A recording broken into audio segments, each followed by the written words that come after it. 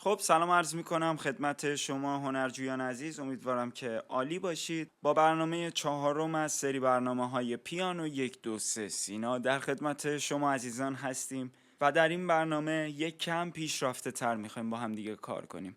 پس در همین ابتدا سابسکرایب، لایک و کامنت یادتون نره.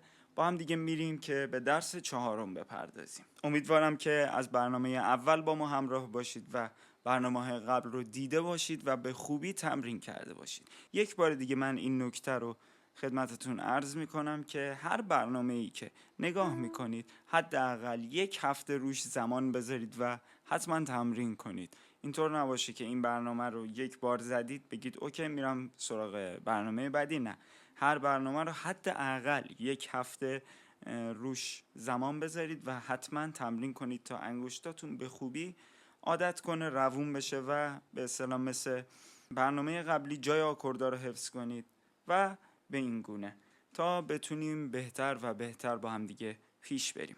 اوکی، تو این برنامه میخوایم یکم پیشرفته تر با هم دیگه کار کنیم، از دو تا دستمون استفاده کنیم همزمان و ببینیم که چطور میشه. همونطور که تو برنامه قبلی با هم یاد گرفتیم آکورد چطور ساخته میشه، تو این جلسه هم با همون آکوردها کار داریم. خب با هم دیگه یک بار دیگه مرور میکنیم برنامه قبلی رو. آکورد دو ماژور از چه نوت هایی ساخته میشه؟ از نوت دو، می و سل. آفرین. حالا آکورد برای مثال می مینور از چه نوت هایی ساخته میشه؟ می، سل، سی.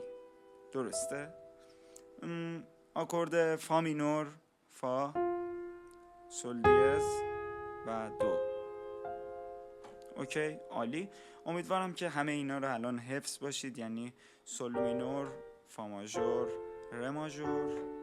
هر کدومو که میگم سریع بتونید که تشخیص بدید در کجا قرار داره. با هم دیگه میریم سراغ تمریناتون، ببینیم در این برنامه چی کاری میخوایم انجام بدیم.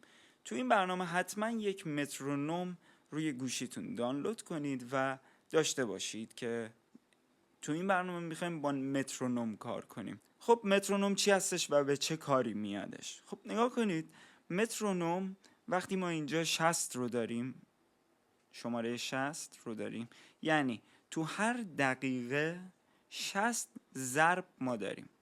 یعنی تو هر دقیقه 60 ضرب 60 نوت ما می نوازیم.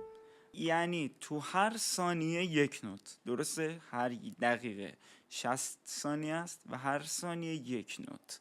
خب اینجا نوشته 4 چهارم. نکنید 1 2 3 و 4. من اینو یه بار استارت کنم.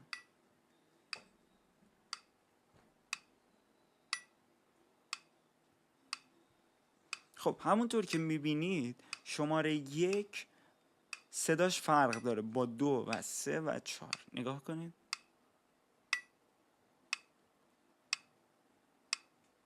1 2 3 4 1. همونطور که میبینید شماره 1 فرق میکنه با 2 3 و 4 صداهاش. اوکی، نگاه کنید وقتی که 2 3 4 1 2 3 4، زمانی که 1 2 3 4 رو این مترونوم یعنی 60 داره اجرا میشه، ما از این سرعت کمتر یا بیشتر نمیتونیم بریم. یعنی وقتی میگه 1 2 3 4 نمیتونیم بگیم 1 2 3 4، یا اینکه کندتر بشیم، تند یا کند نمیتونیم بشیم. طبق این ضرب ما پیش میریم. اوکی؟ امیدوارم متوجه شده باشید که مترونوم چی هستش. خب ما الان با قسمت 4 چهارم کار داریم. هر مترونومی که شما دانلود کردید این قسمت رو روی 4 چهارم قرار بدید. اوکی؟ قبل از مترونوم با هم میریم که یک آموزش خیلی کوتاهی داشته باشیم. ما در درس قبل طریقه ساختن آکورد رو یاد گرفتیم. خب لا مینور، سل ماژور، فا ماژور و می. خب نگاه کنید، ما در اینجا میخوایم آکوردها رو شماره گذاری کنیم. به چه صورت؟ نگاه کنید، ما وقتی گام لا مینور رو داریم،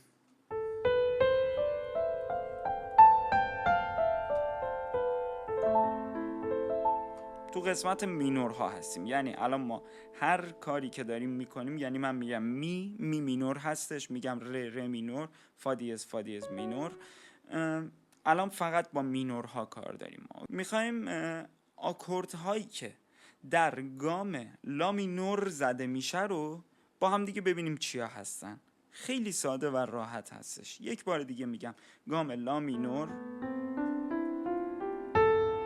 آکورد هایی که در گام لا مینور زده میشه میخوایم ببینیم چیا هستن. یعنی چی آکورد هایی که در گام لا مینور زده میشه؟ یعنی این که ما وقتی میگیم یک موزیک یا یک آهنگی در گام لا مینور هستش، اوکی، دقت کنید، لا مینور، سول ماژور، فا ماژور، می مینور، ر مینور و دو ماژور. 1 2 3 4 5 6. این 6 تا نوت آکورد هاشون رو حفظ کنید. اولی مینور، لا مینور، دومی ماژور، سول ماژور، سومی ماژور، فا ماژور. خب نگاه کنید، دقت کنید اینجا رو. آکورد چهارم هر گام امکان داره مینور باشه، امکان داره ماژور باشه. این بستگی به اون آهنگسازی که اون آهنگ رو ساخته داره. یعنی اگر ماژور نواخته باشه ما ماژور می نوازیم، اگر مینور باشه مینور می نوازیم. اوکی؟ خب یک بار دیگه میگم، شماره گذاری میکنیم آکوردها رو. گام لا مینور، الان فقط با قسمت مینورها کار داریم. لا مینور، سعی کنید که دو دستی آکوردها رو بنوازید، خیلی بهتر هستش از الان. خب من الان یه دستی بهتون نشون میدم، بعدش دو دستی. اوکی. گام لا مینور، آکوردهاش نگاه کنید. آکورد 1 بنویسید لطفاً. آکورد 1 لا مینور، آکورد 2 سول ماژور، آکورد 3 فا ماژور، آکورد 4 می ماژور یا می مینور. این هیچ فرقی نمیکنه، یعنی تو آهنگسازی فرقشه. این تو آهنگسازی فرق میکنه که ماژور نواخته باشن یا مینور. خب آکورد چهارم رو دقت کنید، می یا مینوره یا ماژور. اوکی. آکورد بعدی ر مینور و آکورد بعدی آکورد ششم دو ماژور. یک بار دیگه لا مینور، سول ماژور، فا ماژور، می مینور یا ماژور. حالا ما مثلا مینور می نوازیم، ر مینور و دو ماژور. همین حرکت رو، همین تمرین رو با دو دست انجام میدیم. لا مینور، سول ماژور، فا ماژور، می مینور یا ماژور، ر مینور و دو ماژور. من انگشتام رو به این صورت میگیرم، میخوام شما ببینید و متوجه بشید که کدوم نوت ها نواخته میشه، کدوم کلاویه ها نواخته میشه. حالا این برای گام لا مینور بود. اوکی. حالا میخوایم که با هم ببینیم اصلا به چه کاری میاد. نکنید لا سول فا می.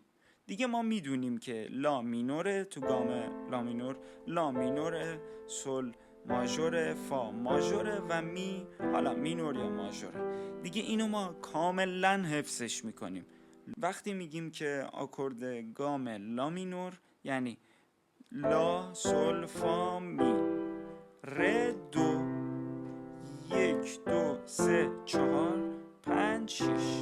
حالا مثل جلسات قبلی شما فقط کافیه فاصله های اینا رو یاد بگیرید، یعنی هیچ کار دیگه ای نداره، خیلی آسون.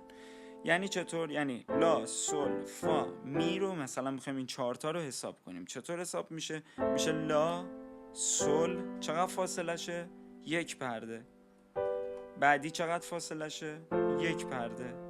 بعدی نیم پرده. یعنی از گام لا مینور لا سول فا می میشه 1 پرده، 1 پرده، نیم پرده. حالا مثلا میخوایم می رو پیدا کنیم.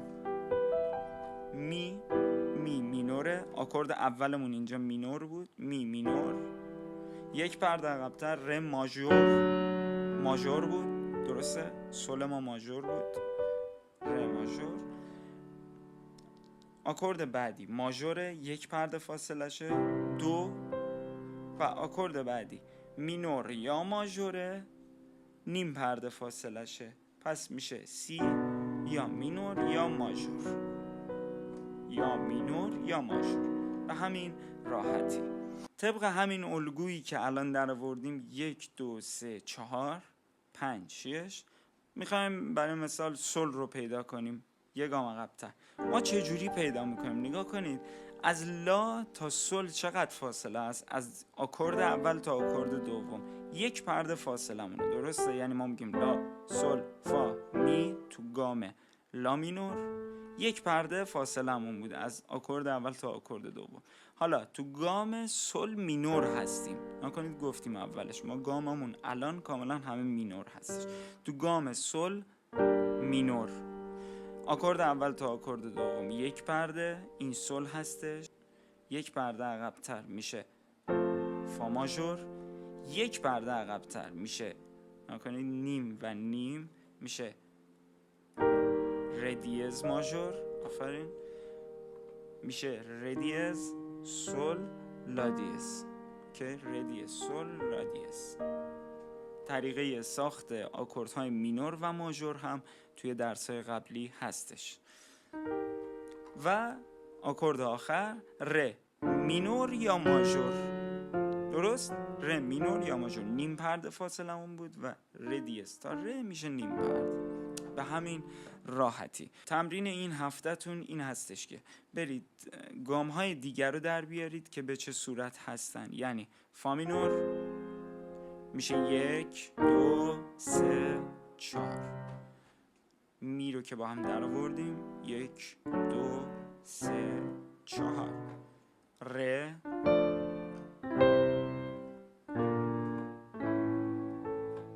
و الی آخر. همه این نوت ها رو در بیارید که 1 2 3 4ش کدوم آکورد ها میشه. این هفته تمرینمون 1 2 3 4 5 4 3 2 1.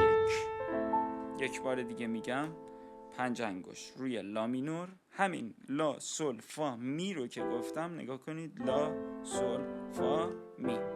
اوکی؟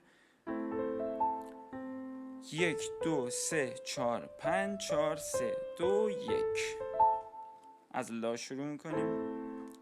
آکوردهای گام لا مینور، لا سل فا می، 4 آکورد اول، 5 انگشت از خود لا، 1 2 3 4 5 4 3 2 1. یعنی لا سی دو ر می ر دو سی لا. اوکی؟ خب دست راستمون این رو می نوازه. دست چپمون چی می نوازه؟ آکورد رو می نوازه به این صورت.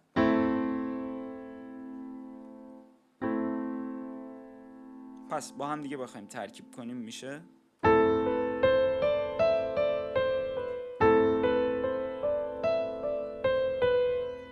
خب نکنید چطوری میریم رو نوت بعدی.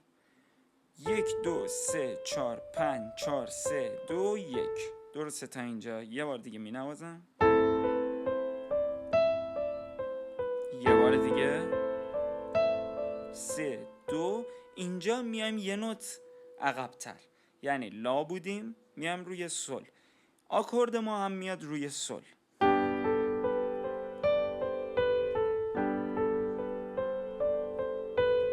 یک بار دیگه براتون انجام میدم. مستقیم بعد از 2 بار زدن میرم روی آکورد بعدی. خوب نگاه کنید و اجرا کنید شما هم.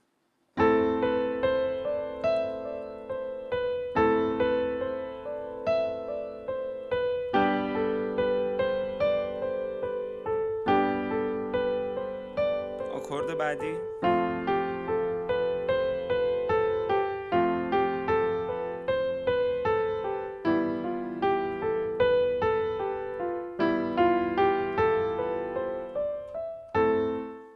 خب ما وقتی گفتیم 1 2 3 4 تا سومی اومدیم 1 2 3 4 5 4 3 2 1 درسته تا فا اومدیم روی می. ما وقتی یک میزان انجام دادیم یعنی اوکی، میزان دوم گام نوازی میکنیم. اگه درس‌های قبلی یادتون باشه اول 3 انگشت بعد 5 انگشت، یعنی دوباره از اول، یعنی از لایی که زده بودیم. یک بار دیگه انجام میدم. از فا میخوام برم رو می و برگردم دوباره از اول روی لا.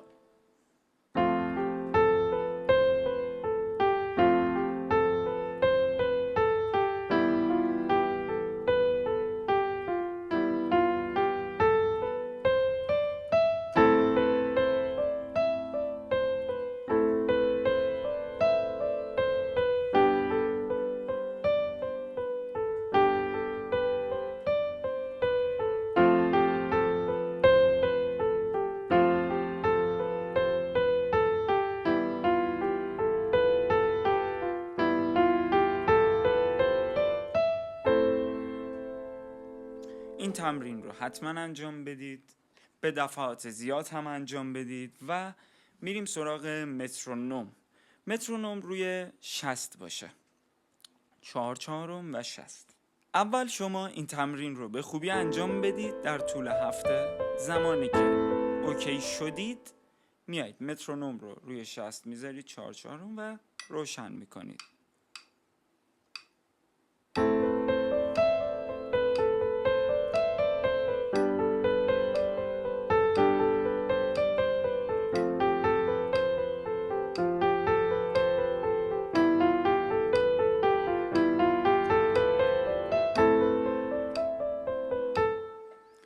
با هم دیگه میخوایم با مترونوم تمرین کنیم.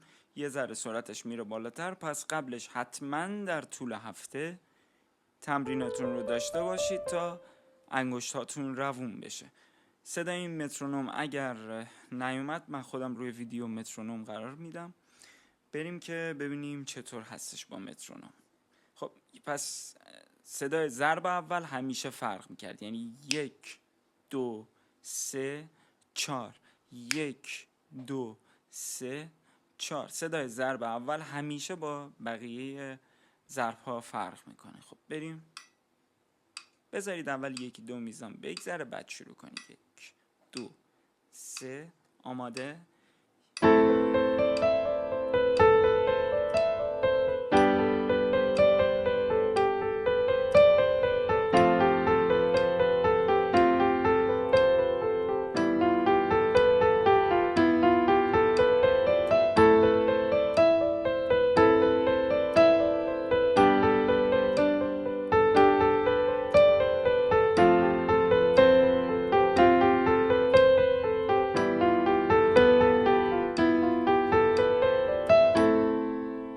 با هم ادامه میدیم یک بار دیگه. 1 2 3 4 5 4 3 2 1 2 3 4 5 4 3 2 1 2 3 4 5 4 3 نکن 1 5 1 5، یعنی ضرب اول ضرب 1 و 3 کلید 1 باید برسونینش ضرب 2 و 4 کلید 5. 1 2 3 4 5 4 3 2 1 2 3 4 5 4 3 2 1 5 1 5.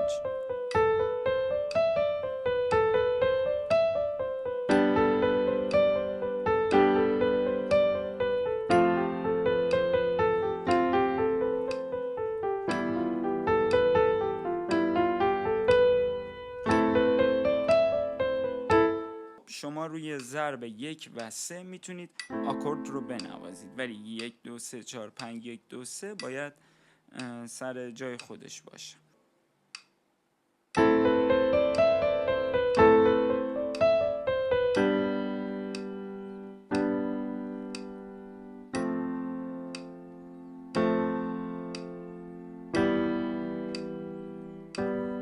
یا که و اینکه میتونید روی هر ضرب آکوردتون رو بنوازید، یعنی 2 3 4.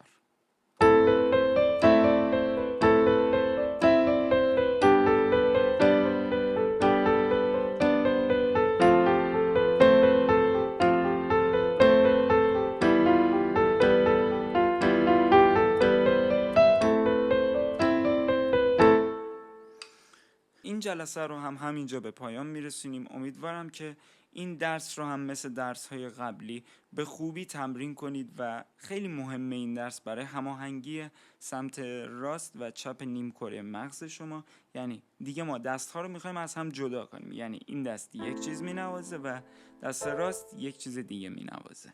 کم کم باید به این عادت کنیم. مهمترین چیز اینه که روی ضرب بنوازید. مترونوم رو حتما دانلود کنید و روی ضرب بنوازید تا مشکلی نداشته باشید برای ضرب. و اینکه مثل تمامی قسمت ها تکرار میکنم، موسیقی یاد گرفتن تمرین تمرین و تمرین هستش و اینکه امیدوارم تمریناتون زیاد باشه تا انگشتاتون به خوبی راه بیفته و به زودی بتونیم که هر آهنگی که دلمون میخواد رو بنوازیم. ممنونم از این که تا اینجای برنامه ها باز هم با ما بودید. سابسکرایب، لایک و کامنت فراموش نشه. تا برنامه بعدی موفق و پیروز باشید.